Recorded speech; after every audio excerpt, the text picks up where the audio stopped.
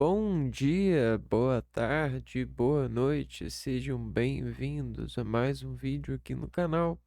Eu me chamo Abner e no vídeo de hoje a gente vai estudar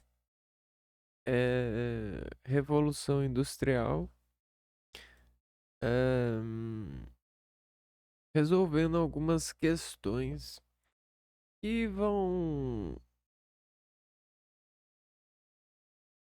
elucidar esse período, eh, carregando para nós um pouco de relações lógicas que influenciam no nosso cotidiano contemporaneamente, ah, que que são um arco reflexo, eu diria, né, das várias descendências, que a Revolução Industrial fez na vida das pessoas, né? Colocando obstáculos e trabalhando soluções para os mesmos, né? Dentro dessas artes que desenvolveram a personalidade das pessoas, né? Aquelas questões expressionismos, aquelas todas as individualidades, os poderes se manifestando sobre as matérias e a acumulatividade desse exercício da multiplicação com viés de perfeccionismos e linhas de montagens, é, convolucionou no homem e nas suas responsabilidades objetivos que antes não eram humanos, né? Então, esse momento traz uma realidade inumana que é uma descendência desses produtos, né? E essa coligação experimentalista. Hoje em dia a gente tem um sufocamento, como se a gente se matasse sobre o enforcamento da necessidade de acumular produtos que dizem coisas que talvez a gente consiga dizer, mas de certa forma a sociedade medializada, ela meio que fala que é bom a gente ter esses santos dizendo por nós. E aí a gente tem um certo problema, que é a doença, né? A gente adota esse estilo de vida a partir dessa realidade e se torna amigo desses produtores. E aí, adotando isso, a gente cria uma dependência orgânica que vai realmente sufocar com base dependente, né? E quando pensa que não, né, isso é muito perigoso. É como se a gente estivesse sendo carregado por uma corda. Só que para essa corda você carregar você sobre um abismo, você precisa dar manutenção para ela. E essa corda está coligada à sua vida, né? Ela harmoniza a sua vida. Ela tem um efeito de, de plano de vida. Ela não é o plano da sua vida, mas você estabeleceu ela como se fosse o plano da sua vida em uma forca, né? É como se você. esti- O estilo de vida atualmente é como se a gente colocasse uma forca, adotasse essa forca como cachorros, né? E saísse com nossos melhores amigos, né? Melhores amídialíticos. né, para passar esse tempo com produtos, né? Nem todos podem ter os produtos que querem, mas esse é o estilo de vida que a gente tem. E aí, quanto mais a gente sacrifica, mais a gente é enforcado, até que a gente pula do abismo e se suicida por algo, né? Pode parecer um efeito relativístico, pode parecer algo que é fantasioso, mas ah, em uma festa fantasia, né? Ninguém tá fantasiado. E é basicamente isso. Então, é uma certa crítica. Essa narrativa é uma certa crítica a esse poder industrial e a dependência que ele trouxe no mundo sobre as relações e as cognições humanas, que realmente é, constrói muitos problemas para nós. E sem a investigação, sem saber como era antes, fica muito difícil é, dar os cuidados verdadeiros. Então, o que a gente tem hoje em dia são muitos cuidados paliativos, né? Hoje em dia, a gente vai responder uma questão, mas ela não é certa. Mas, paliativamente falando, ela é certa sobre o acordo acessível da escala de produção de questões para você responder e se sentir sabendo sobre isso em um nível que espera que você saiba para responder questões e, quem sabe, conseguir uma vaga em um curso que vai te dar um diploma, né, que vai deixar você com certa alça para ser carregado em uma profissão, em uma localização, uma vaga, né? Tenebroso ou não, bruxaria, né? Sobrenatural, fantasmagórico, inacreditável ou não, a gente transformou o mundo nessa verdadeira viagem pro inferno, né? É basicamente uma relação que desacredita o homem e cria uma natureza inumana. E a gente tem muita matéria sobre isso, sobre os filósofos, os contratualistas. Existe muita guerra e até hoje existe muita guerra por causa dessa inumanidade. A gente tem Hitler na sacola da bibliotecário. A gente tem várias perversidades, vários crimes que são dessa obrigação, né?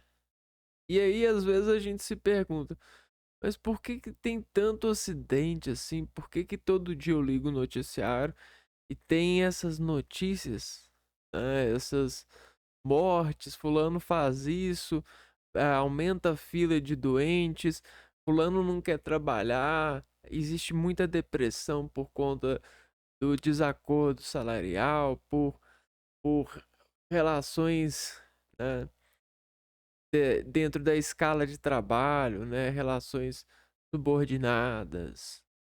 Por que que a gente está num mundo assim, sendo que a gente tem tanta solução, né?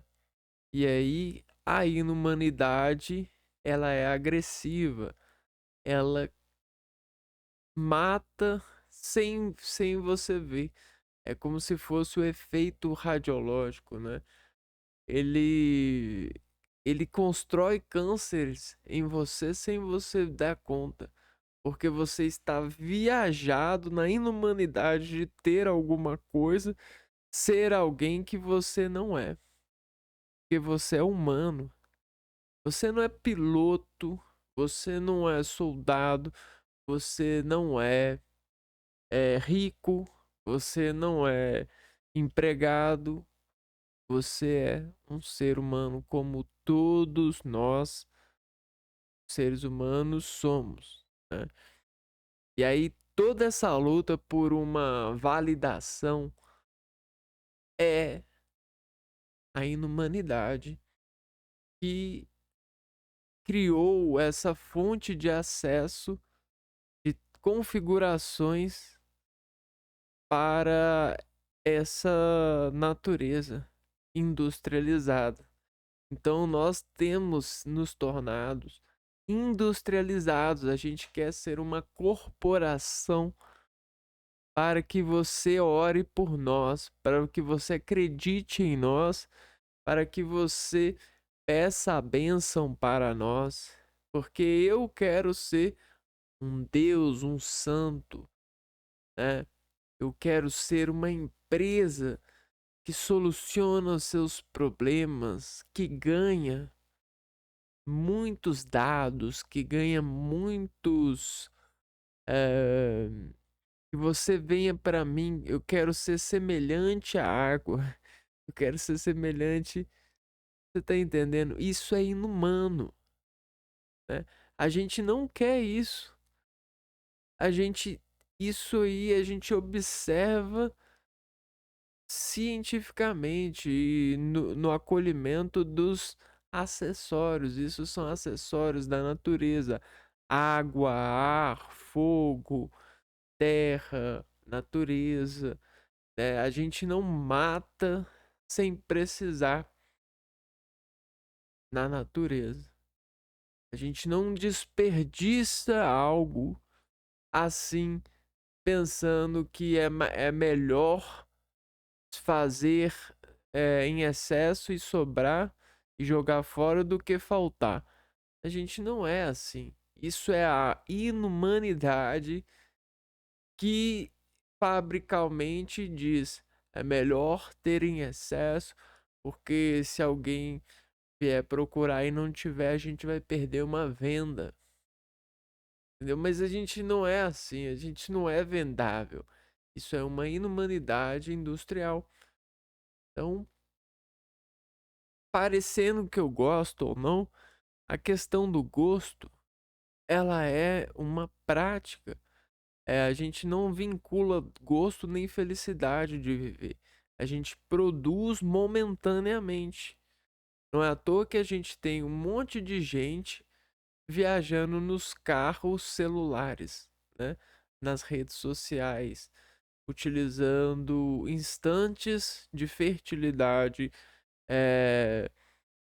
sociais sobre produtos colinérgicos, fotológicos, videológicos, blogiológicos, né, textológicos, para colher um momento de configuração, de expressão de felicidade sobre essa fonte, né?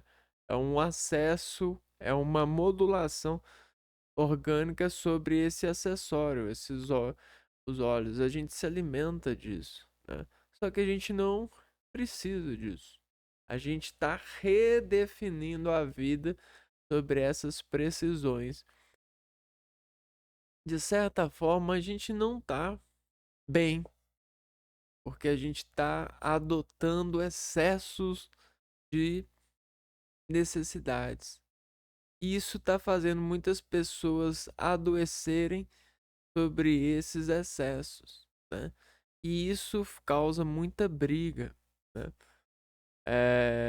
Esse excesso de responsabilidade, de interesses, de localização, de vaga, de provar para as pessoas, isso gera muita briga, muita competição. E a gente não tá aí para competir, a gente tá aí para descobrir quem é o melhor. A gente não precisa de competir. Existem vários modelos de obstáculos, vários modelos de encontrar o melhor, porque o melhor para um organismo é o equilíbrio alcançado. Mas você não precisa estipular um equilíbrio muito grande sobre uma taxa de pontuação, de validação. Você não precisa disso. A própria sobrevivência, né, ela valida as pessoas sobre os cuidados que elas têm, né? E isso é a melhor moeda de troca, é a melhor potência que a gente precisa, que é a potência constante. A gente não vai estar sempre desacontecendo sobre as constantes e a gente não vai estar sempre pesquisando as mesmas relações diárias. Quem, quem, quem faz isso é o culturalista, né? É aquele que define que a gente precisa sempre estar fazendo uma coisa que a gente não precisa, né? Então é o dependente, é a doença encarnando no homem que sintetiza saber sobre essa conduta de dependentes sobre as drogas, que são áreas, são essas adotações de se realizar com base essa industrialidade. Poxa, o que que eu vou fazer? Pô, tem um montão de coisa para fazer. Mas aquilo que você diz querer fazer é é basicamente um modelo midiático de seguir o Messias, né? Seguir as indicações dos daquelas pessoas que você acha bonito e quer ser como elas, né? Então é uma loucura isso, cara. Uma loucura em tempo integral. 24 horas por dia e uma loucura. Se a gente não se integrar, né? O mundo vai. O mundo dos integrantes vão fazer isso por nós. De certa forma, cravocata, crata, de certa forma acidentada, né? Por causa dessa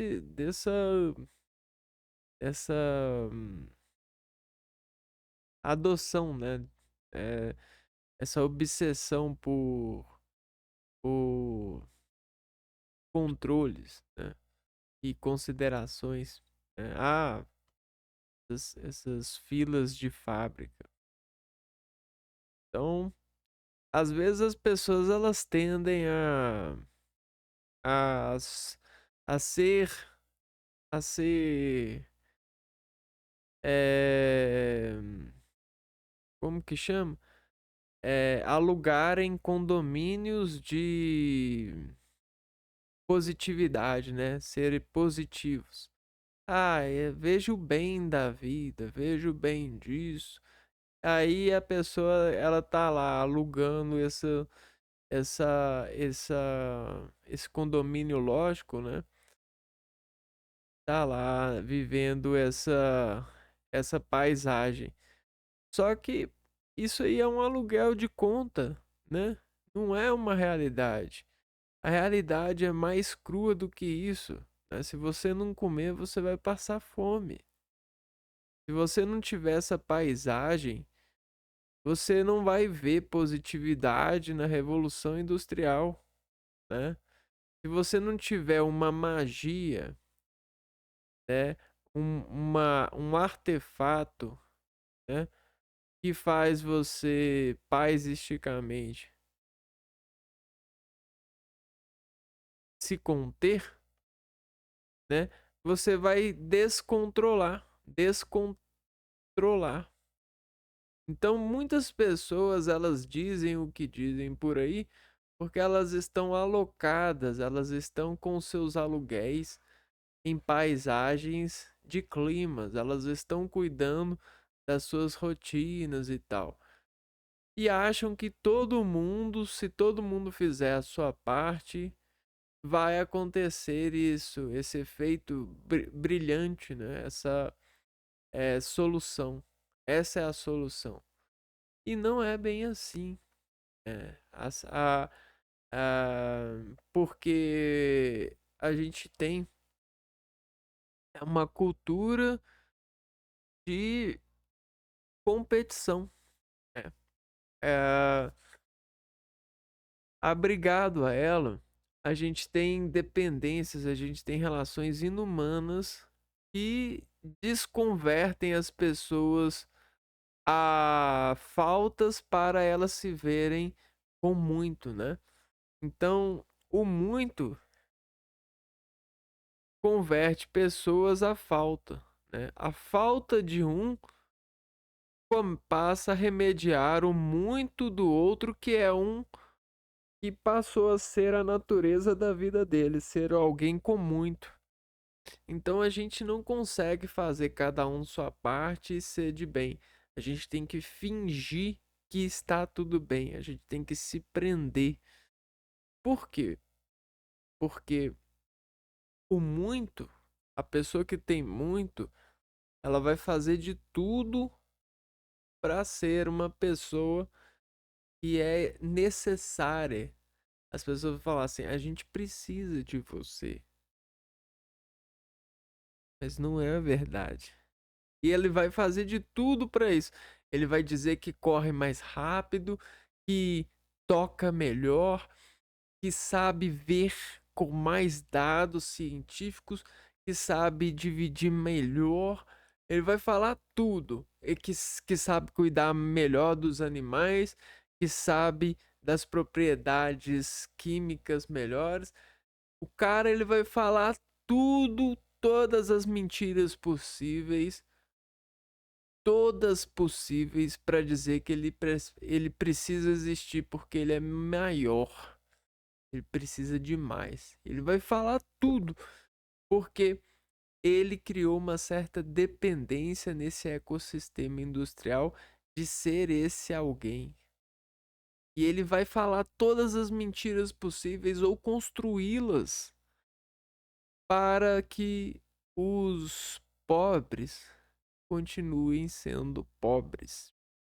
Para os que com pouco se desassociam e se enforcam nessa indústria, é, dizendo falsamente que está bem, que está tudo bem ser assim, para ele, né, para ele não parecer que está causando isso, né? E aí é esse ecossistema industrial, né? E é uma pessoa doente, são pessoas doentes, a pessoa ela sabe que ela é doente disso, mas ela não quer cura porque isso vai fazer ela passar vergonha, né? Se a gente mostrar para ela, para ele, que é uma doença isso, que a pessoa, ela, né, a sociedade precisa mudar, ela vai ficar com vergonha. Ela vai falar assim: "Não, mas tem outras cidades que são assim". Não, não, não, eu não. Eu não posso passar essa vergonha. Eu não posso admitir que eu tenho um problema grave, né? Senão, senão eu vou deixar de ser esse doente, né? Esse esse ilusor, esse inumano, né? É esse super poderoso, esse super-herói, né? Digamos assim. Então a gente tem essas questões. Poxa, tem um tantão de coisa que a Revolução Industrial trouxe que é bom. Olha, tem sim, tem sim. Mas tudo que é de bom, né? Ah, tem o seu preço, né? Não é, não é um plano para todos nós acessarmos, não. A Revolução Industrial é um dos temas mais pedidos no Enem em vestibulares de todo o país. Por isso, reunimos exercícios para você preparar para o grande dia. Então, vamos ver aqui. Questão número 1. Em meados do século XVIII, James Watt patenteou na Inglaterra seu invento sobre o qual escreveu a seu pai. O negócio a que me dedico agora se tornou um grande sucesso. A máquina de fogo que eu inventei está funcionando e obtendo uma resposta muito melhor do que qualquer outra que tenha sido inventada até agora. Olha só, muito melhor do que qualquer outra. E sociedade. A revolução histórica relacionada ao texto, a fonte primária de energia utilizada em tal máquina e a consequência ambiental do seu uso são, respectivamente, a revolução histórica relacionada é a qual? Puritana, gloriosa, industrial. Industrial. A fonte primária de energia utilizada em tal máquina é gás natural ou carvão mineral. E a consequência ambiental de seu uso são, respectivamente, redução da umidade atmosférica ou aumento da poluição atmosférica. Me parece que a resposta é a letra E. Exatamente. Industrial, carvão mineral e aumento da poluição atmosférica. Vamos para a questão número 2.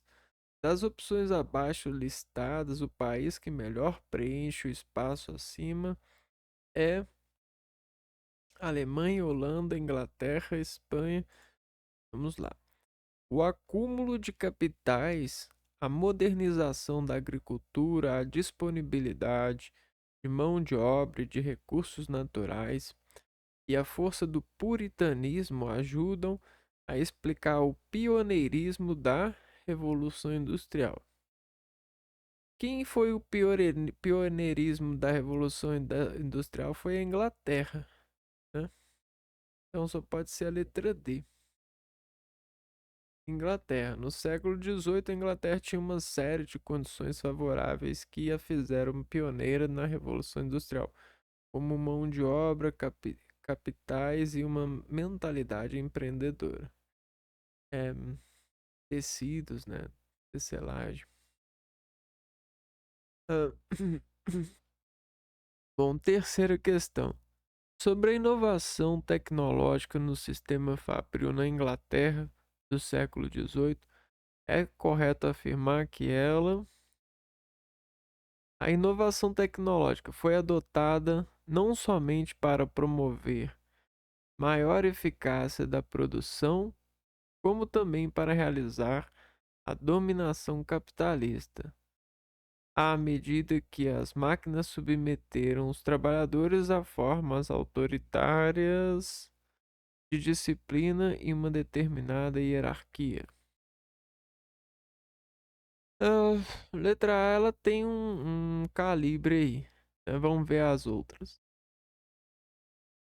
Ocorreu graças ao investimento em pesquisas tecnológicas de ponta feito pelos industriais que participaram da Revolução Industrial. Sobre a inovação tecnológica no sistema fabril, século XVIII. Nasceu do apoio dado pelo Estado à pesquisa nas universidades. Deu-se dentro das fábricas cujos proprietários estimulavam os operários a desenvolverem novas tecnologias ou foi única e exclusivamente o produto da genialidade de algumas gerações de inventores, tendo sido adotada pelos industriais que estavam interessados em aumentar a produção e, por conseguinte, lucros?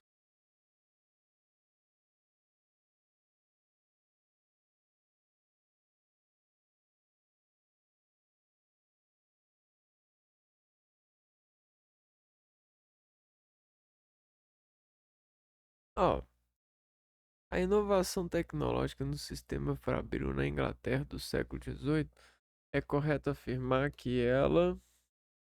Vamos olhar com mais atenção as questões. A inovação tecnológica ocorreu graças ao investimento em pesquisas tecnológicas de ponta? Não. Nasceu do apoio dado pelo Estado à pesquisa nas universidades? Não. Deu-se dentro das fábricas cujos proprietários estimulavam os operários a desenvolver novas tecnologias? Não.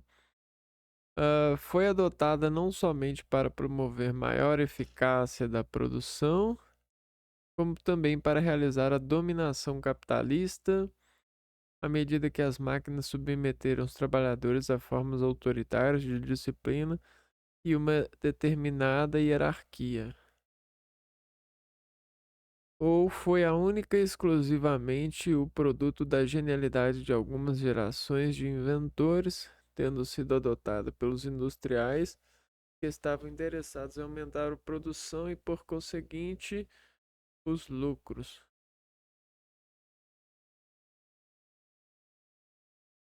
Olha, essas eu tô em dúvida entre A e E.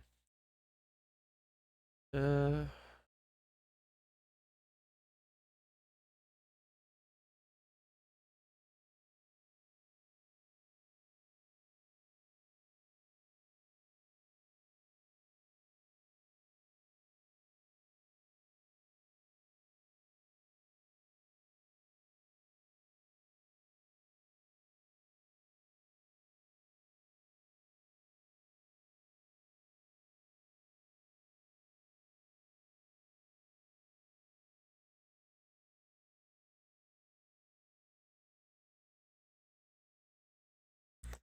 eu acho que a letra A ela tá com mais.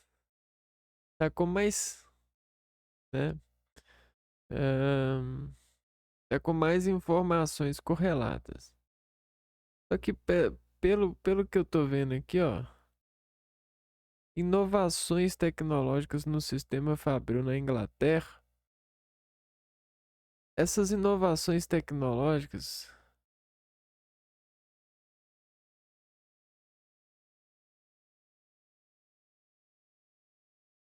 Me parece que eu vou cortar aqui, ó. Eu vou deixar a letra E. Não, é a letra A mesmo. Caraca. Vamos ver aqui, ó. Foi adotada não somente para promover maior eficácia da produção, como também. Então, essas tecnologias foram para realizar a dominação capitalista na medida que as máquinas submeteram os trabalhadores a formas autoritárias. Então, a questão pede para considerar dois aspectos da Revolução Industrial: o técnico e o social. A alternativa que fala dessas duas características é a letra A. Deixa eu ver aqui.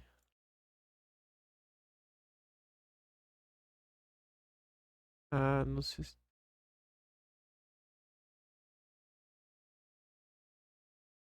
sistema fabril é social, né? Na Inglaterra do século XVIII. Questão um pouco é, dubi, dubi, dubitante. Dentre as consequências sociais forjadas pela Revolução Industrial, pode-se mencionar consequências sociais que foram produtos da Revolução Industrial. O desenvolvimento de uma camada social de trabalhadores que, destituídos dos meios de produção, passaram a sobreviver apenas da venda de sua força de trabalho. Essa tá boa. A melhoria das condições de habitação. Não. A ascensão social dos artesãos. Também não. A criação do Banco Inglaterra com o objetivo de financiar a monarquia. Também uma instituição geradora de empregos. Não. O desenvolvimento de indústrias petroquímicas favorecendo. Consequências sociais forjadas pela Revolução Industrial pode-se mencionar desenvolvimento de uma camada social de trabalhadores que, destituídos dos meios de produção, passaram a sobreviver apenas da venda de sua força de trabalho. Letra A, né?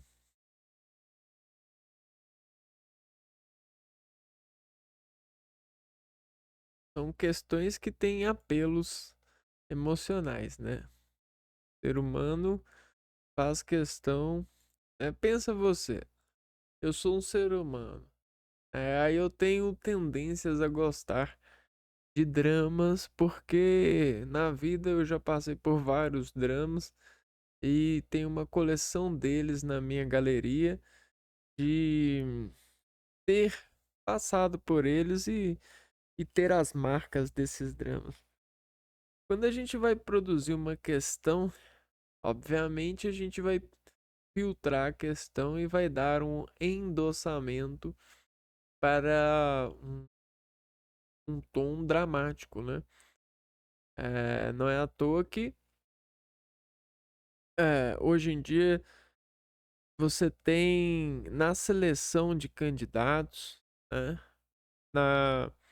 dessa renderização programada pelo vestibular, pelo interesse das pessoas, emocionalmente, elas são coligadas desde o ensino médio a se tornarem, né, a terem um pezinho ali nessa nessa hum, nessa profissão, né? Então, é como se se a sociedade sobre isso desenvolvesse uma verdade que não é uma verdade, né? Que você nasceu para isso. Na verdade, você não nasceu para isso, né? Todas as relações sociais, elas foram arrastando você a crer que para você seria melhor se tornar um professor de história. Essa que é a verdade. Você não nasceu, mas às vezes você pode até pensar que nasceu para isso por causa desse efeito industrial, né? A gente é uma mão de trabalho, e a gente se ilude para aceitar esse lado menor, né? Ser o menor na sociedade. Tem isso aí mesmo. Novo processo de produção introduzido com a Revolução Industrial no século XVIII caracterizou-se pela implantação da indústria doméstica rural, realização da produção em grandes unidades fabris e intensa divisão de trabalho, mecanização da produção agrícola, facilidade na compra de máquinas pelos artesãos, preocupação em aumentar a produção respeitando-se o limite da força física. Não, não. O que serve mais é a letra B. Realização da produção em grandes unidades fabris e intensa divisão do trabalho. Né? Por exemplo, um vai ser soldador de uma peça, outro vai ser de soldador de outro componente. Divisão de trabalhos.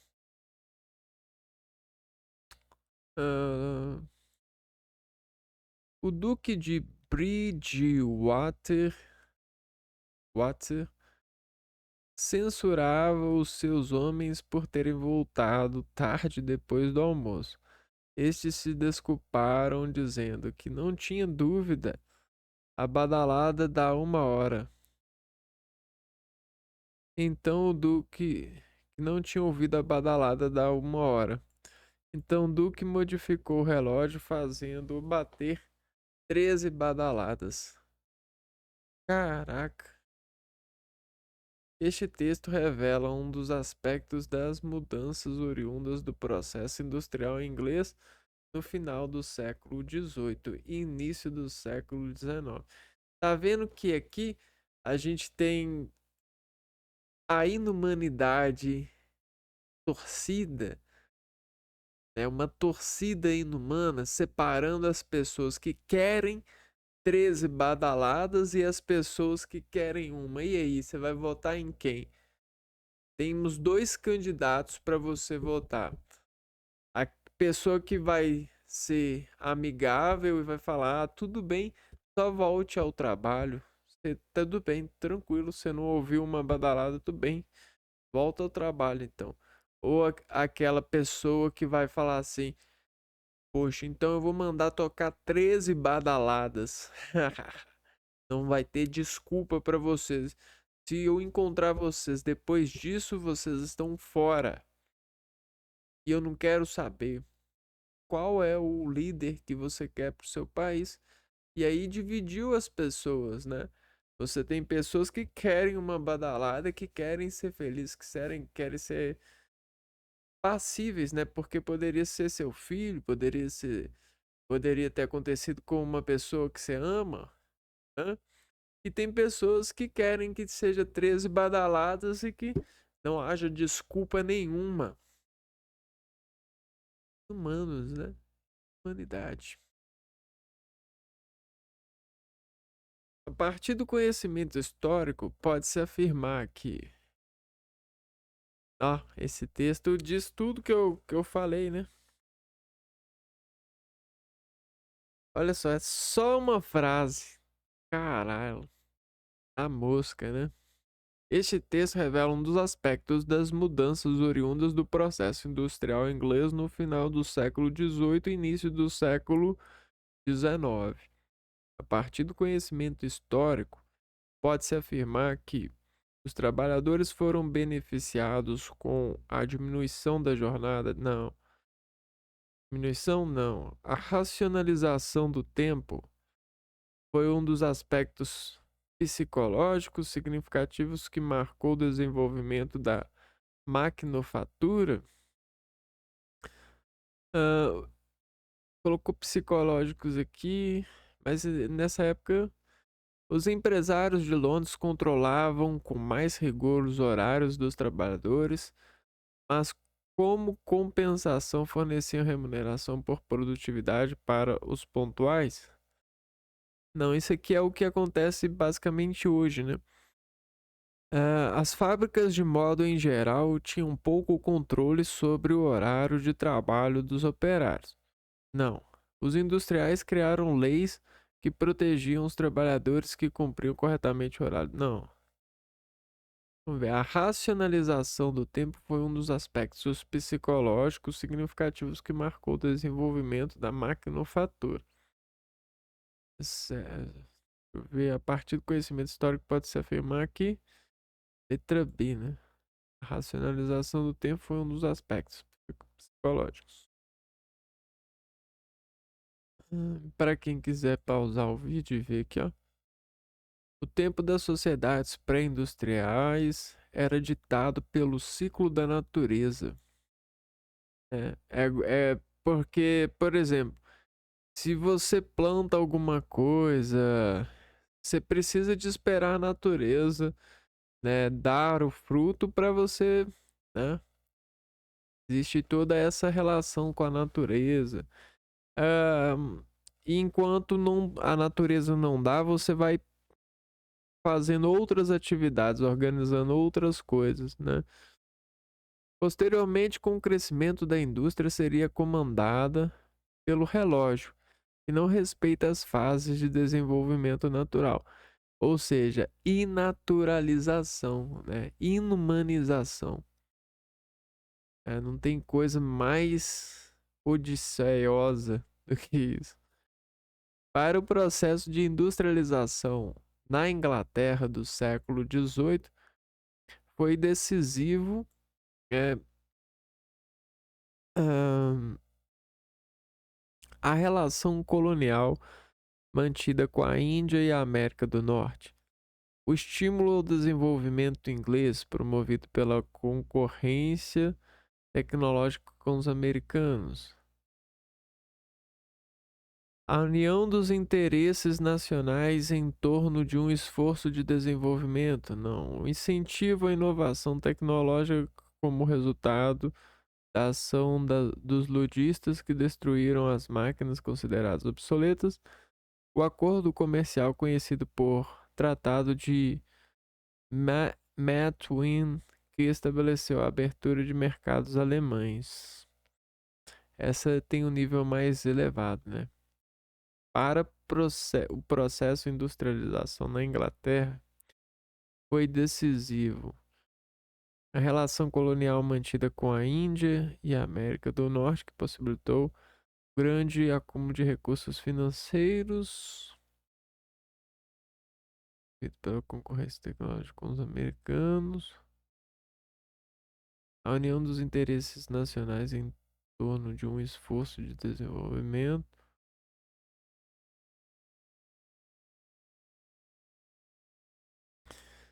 Tive a inovação tecnológica como resultado. Não, não. Tratado de Methuen, que estabeleceu a abertura.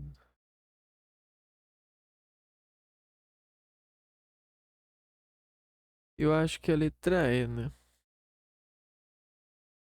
Estímulo do desenvolvimento inglês promovido pela concorrência. Ou é a letra B? É, eu acho que é a letra B. Não é a letra A. A relação colonial mantida com a Índia e a América do Norte possibilitou um grande acúmulo de recursos financeiros. As colônias garantiram à Inglaterra matéria-prima e mercado consumidor para seus produtos. Veja bem aí, então. Essa é uma questão aqui que eu aprendi hoje, né? Tenho um baixo conhecimento sobre a história da Inglaterra, né? Tá aí, ó. Relação colonial mantida com a Índia e a América do Norte. Limitou o grande acúmulo de recursos.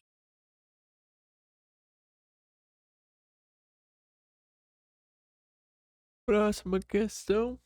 Dentre as realizações da Era Meiji, Era das Luzes, desencadeada pelo imperador Mitsuhito, objetivando modernizar o Japão para competir em condições de igualdade com os países industrializados do Ocidente, destacamos ahn,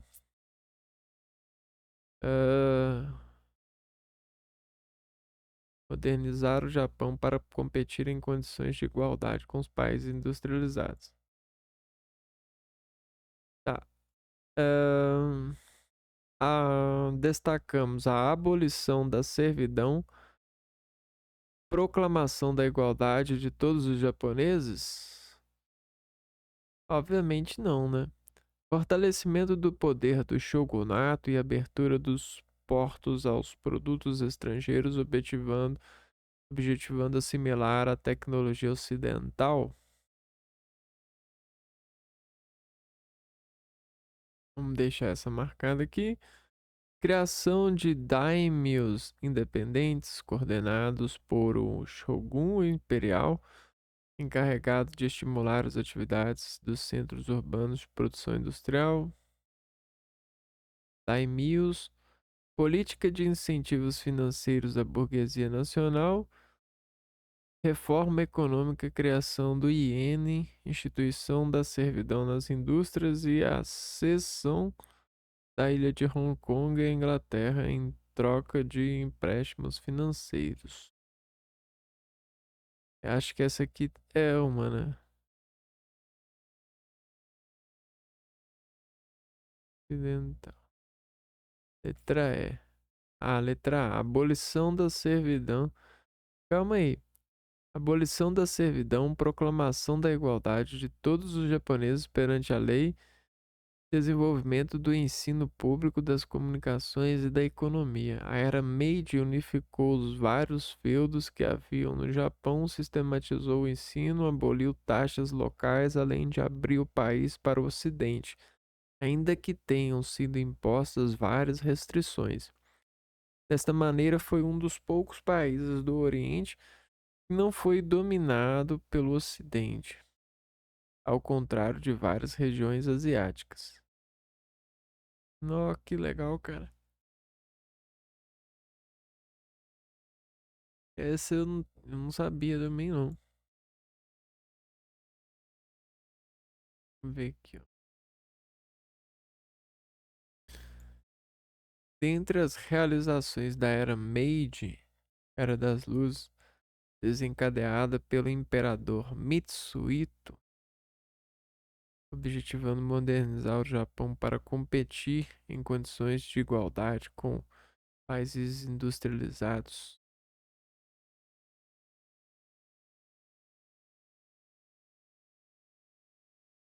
E vai ficar aqui.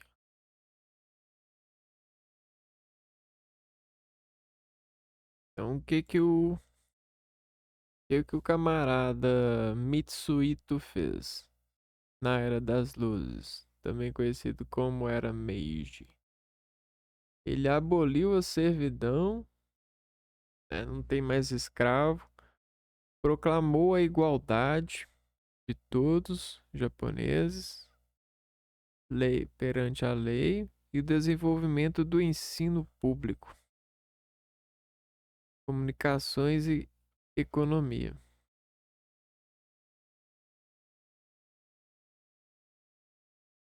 Aboliu taxas locais e abrir por país ocidente, ainda que tenham impostas várias restrições. Legal, legal. Tá, vamos para uma próxima questão. A segunda revolução industrial no final do século XVIII e início do século XX nos Estados Unidos, período em que a eletricidade passou gradativamente a fazer parte do cotidiano das cidades e alimentar os motores das fábricas, caracterizou-se pela administração científica do trabalho, pela produção em série. Hum, De acordo com o texto, na primeira metade do século XX, o capitalismo produziu um novo espaço geoeconômico e uma revolução que está relacionada com a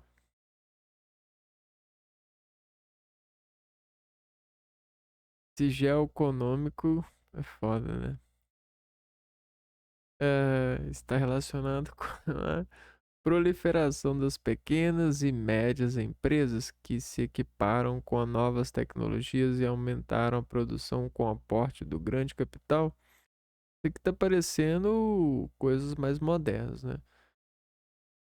Técnica de produção fordista que instituiu a divisão e a hierarquização do trabalho, em que cada trabalhador realizava apenas uma etapa do processo produtivo. Exatamente isso. Passagem do sistema de produção artesanal para o sistema de produção fabril, na produção têxtil destinada. Isso aqui é a Inglaterra. Independência política das nações colonizadas que permitiu igualdade nas relações econômicas entre os países produtores de matérias-primas e os países industrializados. Ou constituição de uma classe de assalariados que possuíam como fonte de subsistência a venda de sua força de trabalho e que lutavam pela melhoria das condições de trabalho nas fábricas. Vic. De acordo com o texto, primeiro, novo espaço geoeconômico, uma revolução que está relacionada com a técnica de produção fordista. Acho que é a letra B mesmo. Isso aqui, ó, técnica de produção fordista. A gente poderia vacilar aqui, ó, escorregar um pouco nessas afirmativas aqui, ó. É que houve a independência das colônias e essa classe assalariada também.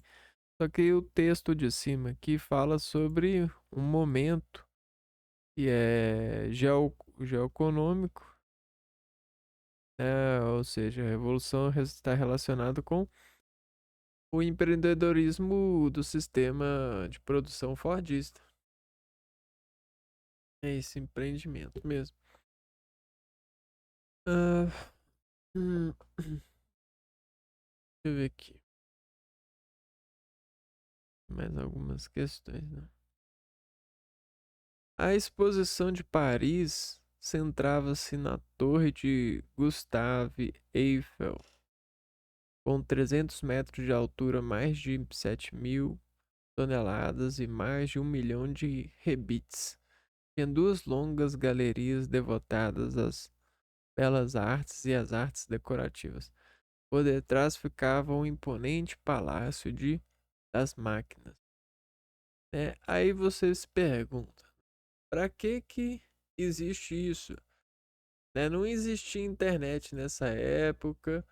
Para que você tem uma Torre Eiffel? Né? É um, é uma, é um, é como se fosse é, uma estrutura que despeça para toda aquela sociedade um imponente, né? É que juntos somos fortes, juntos somos inteligentes. Temos essa forma de integrar, né? Porque a torre a Eiffel, ela tem uma certa relação sobre o equilíbrio, né? Ao triângulo, sobre um plano. Então, isso é uma expressão artística que remete à ciência, né? A inteligência, a geometria e a imponência, né? É claro que eu não entendo bem, mas eu tô surfando aqui na onda. As exposições internacionais iniciaram-se em Londres em 1851. A Torre Eiffel, um dos símbolos da cidade de Paris, foi erguida para a exposição de 89, comemorativa do centenário da Revolução Francesa. Durante a expansão capitalista europeia, no século XIX, essas exposições tiveram como principal objetivo ressaltar a importância da cooperação financeira, modernização tecnológica, consolidação das democracias burguesas, uniformização dos padrões de desenvolvimento. Acho que é a letra B, né?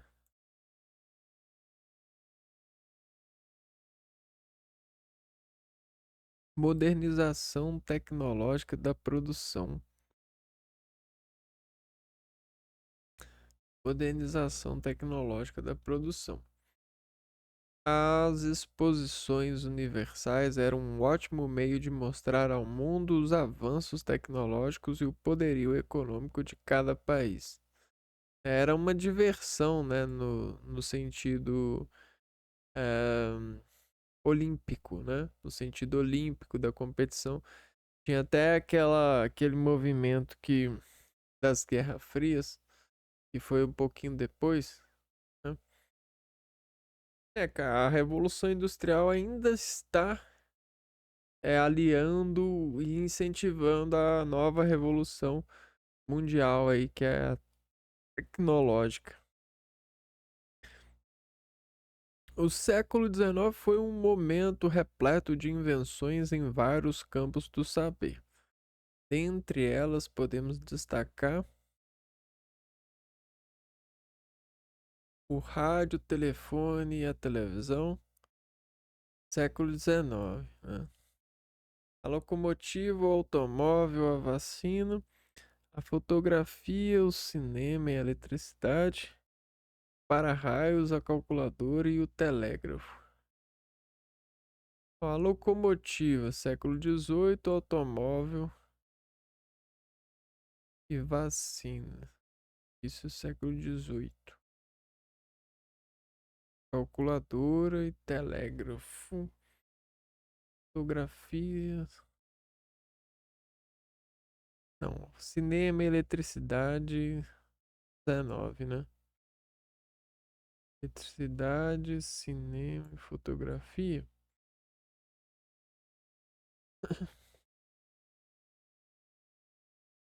Letra A não é. Telégrafo. Acho que letra D não é também.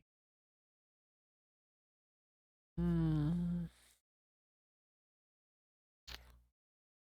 acho que foi letra C, né? Fotografia, cinema e eletricidade. Isso aí. A alternativa A está incorreta, porque a televisão só seria criada no século XX. A B está errada, pois a vacina foi criada no século XVIII. E na D, para-raios havia sido inventado no século XVIII. Então, a fotografia, o cinema e a eletricidade foram no século XIX. Aí, que questão estranha, né?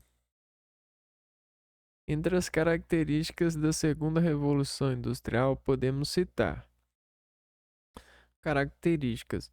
Concentrou-se na indústria do aço automobilística e utilização da eletricidade em larga escala. Comparada à primeira etapa da Revolução Industrial, é uma fase de menor importância, pois nada significativo foi criado. Segunda Revolução Industrial? Não. Possibilitou a expansão dos capitais financeiros somente no continente europeu e nos Estados Unidos. Revelou, na verdade não, revelou o potencial de países, isso aqui é a primeira. Potencial de países como a Alemanha e a França que se aliaram frente ao poderio britânico.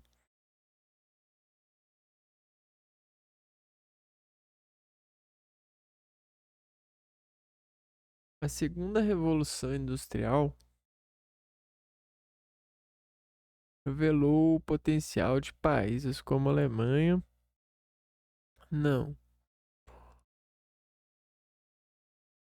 Concentrou-se na indústria do aço automobilístico e utilização da eletricidade em larga escala. Ah, é verdade. Tá aqui, ó, eletricidade. Durante a Segunda Revolução Industrial, a indústria do aço, do ferro e química foram os que mais evoluíram. A energia elétrica ganharia as ruas das cidades e seria empregada nas fábricas, assim como a fabricação dos automóveis mudaria para sempre a paisagem urbana. É, faz sentido, né? A solda com eletricidade, a solda do aço, né? Você tem uma facilitação na modelagem dos aços com a eletricidade. Bom, então é isso. A gente fez essas 12 questões e por hoje tá bom, né? A gente já se embebedou um pouco aqui desse desse balcão de engrenagens fundamentadas pelos intelectuais que pedem de nós sabedoria, né? Então a gente vai tomando essa sabedoria para ver se a gente fica louco de saber, igual as pessoas que venceram essas adaptações de humano e se tornaram loucos inumanos entre nós, né? Vivendo essas vidas das vidas campeãs, né? Essas vitórias aí. Ah, brincadeiras à parte, para quem pode utilizar delas para benefício pessoal. Eu vou ficando por aqui e a gente se vê no próximo vídeo. Um abraço para vocês e fui!